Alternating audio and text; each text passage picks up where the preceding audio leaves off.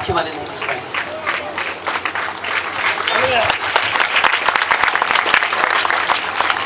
हिताय सर्वलोकानां निग्रहाय च दुष्कृतां धर्म संस्थापनार्थाय प्रणम्य परमेश्वर। आरडी कॉन्वेंट स्कूल में हम यहाँ पर हैं। इसके चेयरमैन पर्सन श्रीमती सिद्धेश्वरी त्रिपाठी जी हैं और इनके पति का नाम श्रीमान पद्माकर त्रिपाठी जी है। अवव्या कंपनी के मालिक हैं, परम सुधार्मिक हैं और हमारे अतिशय प्रिय हैं। आज वो यहाँ रहने वाले थे पर आज उनकी छुट्टी हमने ही कर दिया। हमने कहा आपको रहने की जरूरत नहीं है। आदरणीय बाबूजी और उनके चाचा जी हमारे साथ में विराजमान हैं। हमारे ही साथ में हमारे बहुत ही प्रिय हैं, युवा मोर्चा के आपके निवर्तमान जिलाध्यक्ष रहे हैं दिनेश भैया, हम लोगों के साथ में है। इधर हमारे बाएं साइड पे देखेंगे तो श्री राकेश पांडे जी हैं। इनका भी संबंध अयोध्या से है। ये हमारे कौशलेश सदन में विद्या भास्कर जी महाराज जी के साथ में ये रहे हैं, तो इसके नाते अयोध्या से होने के नाते और बचपन से ये हमारे साथ रहे हैं, इसलिए बहुत सुहृद हैं। और ये अपने शिक्षा के बल पर ही देश में नहीं अपितु विदेश की धरती में जाकर के, मॉरिशस में जाकर के अपने सनातन संस्कृति का प्रचार कर रहे हैं, इसलिए हमारे लिए और भी अतिशय प्रिय हैं। बगल में जो अभी कुशल संचालन कर रहे थे, आप इनके नाम से परिचित हैं, काम से परिचित हैं। ये श्रीमान श्याम बाबू गुप्ता जी हैं, हमारे विश्व हिंदू परिषद के प्रांत सत्संग प्रमुख के नाते भी और अनेक प्रकार से आप सबके बीच में समाज सेवा में बने रहते हैं। आपका भी बहुत बहुत धन्यवाद है।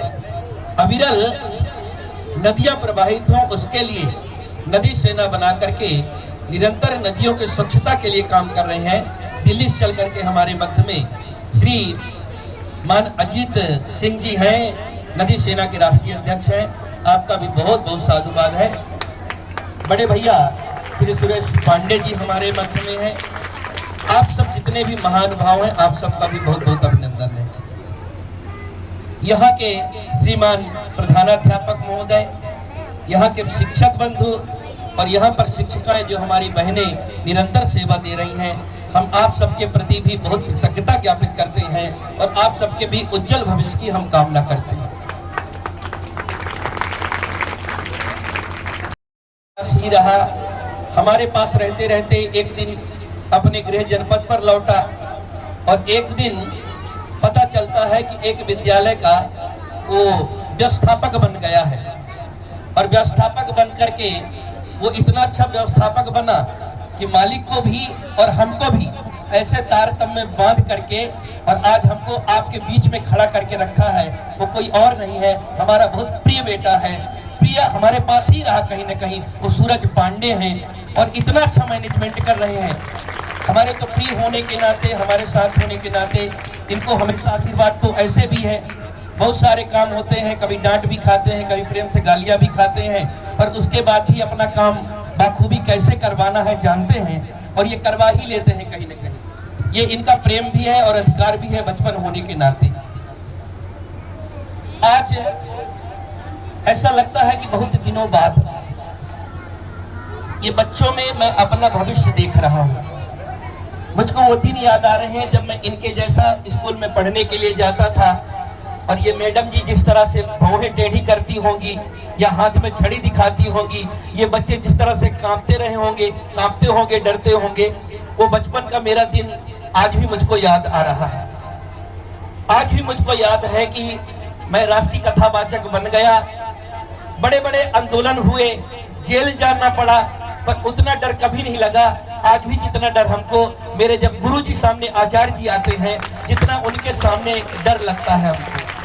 आज भी हमारे रीढ़ में वो दम नहीं हो पाई कि मैं उनके सामने खड़ा हो सकूं या उनके सामने कुछ बोल सकूं।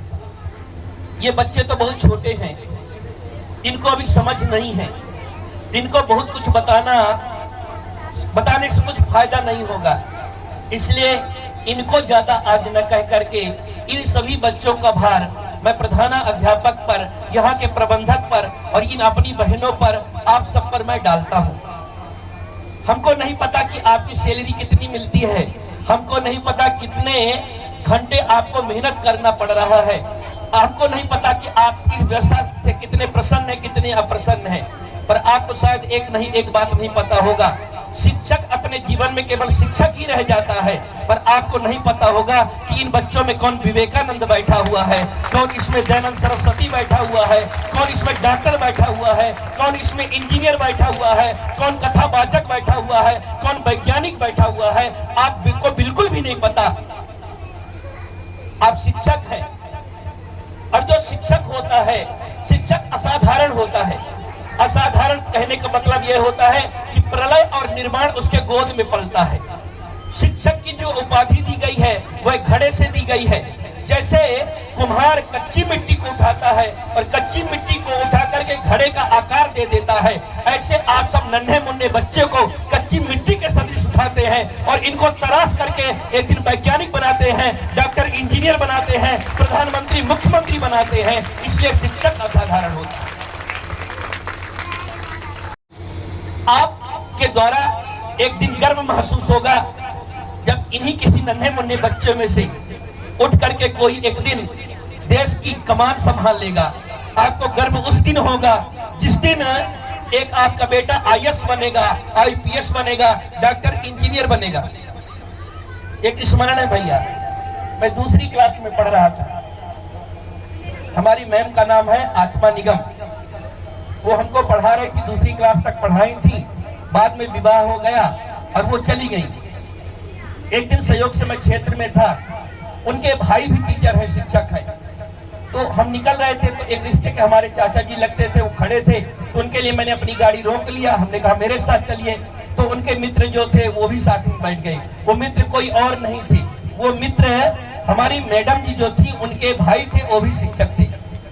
बात होने लगी आपस में, कहाँ से है, तो उन्होंने गांव का नाम बताया। तो मैंने कहा मेरी मैम थी, दूसरी मैम पढ़ता था, मुझको याद था कि वो हमारी मैडम जी थी वहां पर। उन्होंने कहा मेरी सगी बहन है। हमने कहा कि मैम आपकी बहन है। तो अभी 2 साल पहले उन्होंने फोन से हमारी मैडम जी से बात करवाई और 2 साल का बच्चा, 2 साल दूसरी क्लास में पढ़ने वाले बच्चे की लगभग 25 साल बाद मैडम जी को मेरी स्मृति थी कि उन्होंने मुझको पढ़ाया है।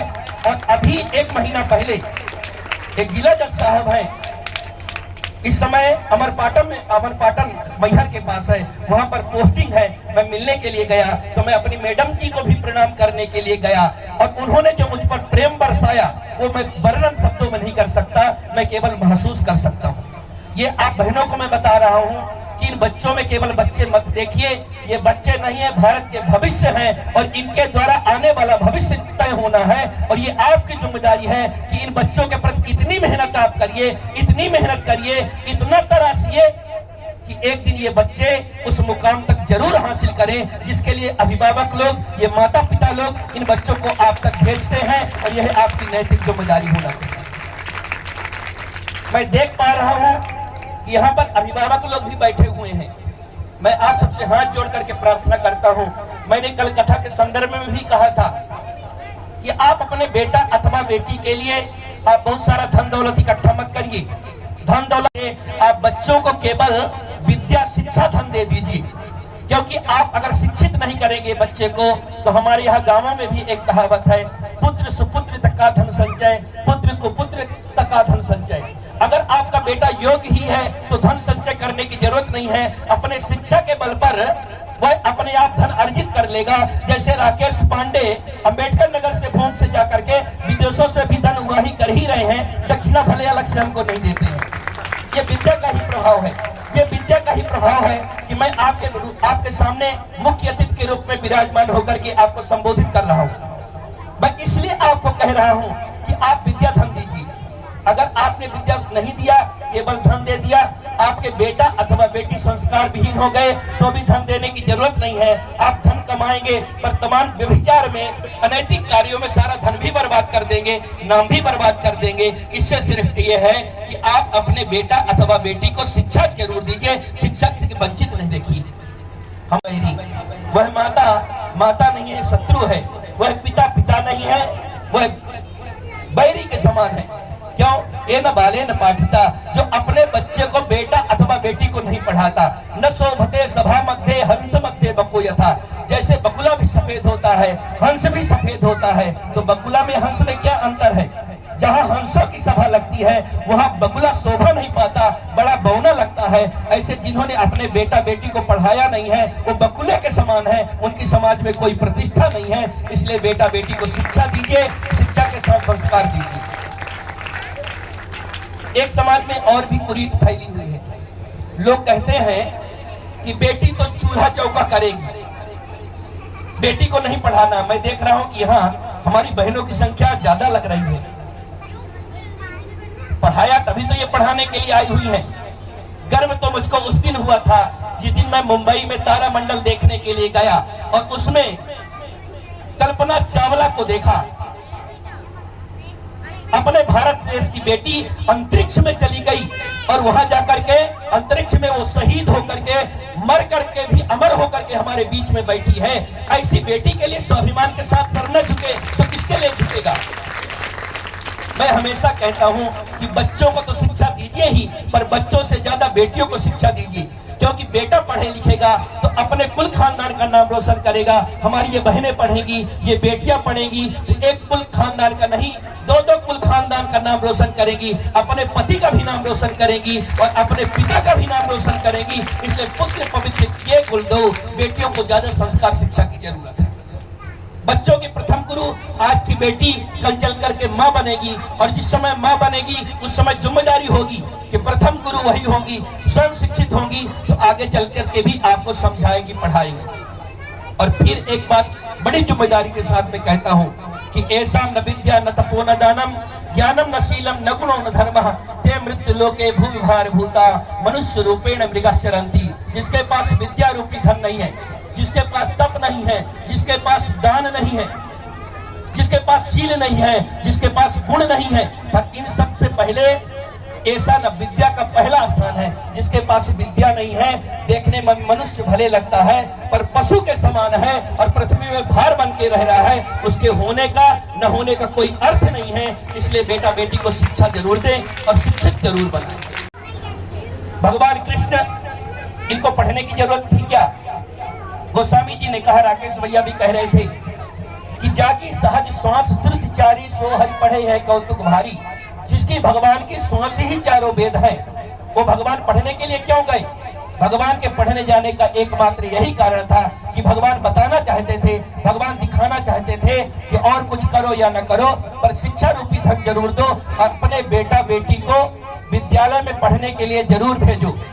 और हम चाहते हैं कि जन जागृति आपस में हो, और इतनी जन जागृति आपस में हो कि सब लोग मिलकर के एक साथ में, जब ये बच्चे जगेंगे भारत का भविष्य जगेगा, और जब भारत का भविष्य समुन्नत होगा तो मेरा देश फिर विश्व गुरु बनेगा, मेरा भारत अखंड बनेगा और हम उस कल्पना को तभी साकार कर पाएंगे। इसलिए जरूरी है कि माता पिता और जितने भी यहाँ पर शिक्षक लोग हैं, प्रबंधक लोग हैं, केवल विद्यालय धन कमाने का कोई माध्यम मत बनाइए, केवल रोजगार का माध्यम नहीं बनाना है। सबको ये बात सबको समझना पड़ेगा कि ये भारत का भविष्य है, और जो भविष्य आपके पास में आता है ये कैसे उत्तुंग शिखर पर बैठ करके कैसे भारत का प्रतिनिधित्व करेंगे, इस बात की जिम्मेदारी हमारी आपके पास में है। अभिभावक जिस आशय से आपके पास बच्चों को भेजते हैं, आप उसमें 110% दीजिए, 100% नहीं, अपने से 10% आगे बढ़ करके इन बच्चों के भविष्य के साथ दीजिए। इन बच्चों के उज्जवल भविष्य के साथ में आरडी कॉन्वेंट स्कूल के भी उज्जवल भविष्य की हम कामना करते हैं। यह स्कूल आगे चल करके पूरे क्षेत्र में एक ऐसा नाम हासिल करे, एक ऐसी प्रतिष्ठा हासिल करे कि लोगों को गारंटी दे कि आरडी स्कूल कॉन्वेंट स्कूल में आने वाला बच्चा डॉक्टर, इंजीनियर, IAS, IPS कुछ भी बनने में सक्षम होता है, और देश की सेवा में भेजने के लिए ये तत्पर विद्यालय दिखाई पड़े। इन्हीं शुभकामनाओं के साथ जय श्री राम, जय हिंद, जय भारत।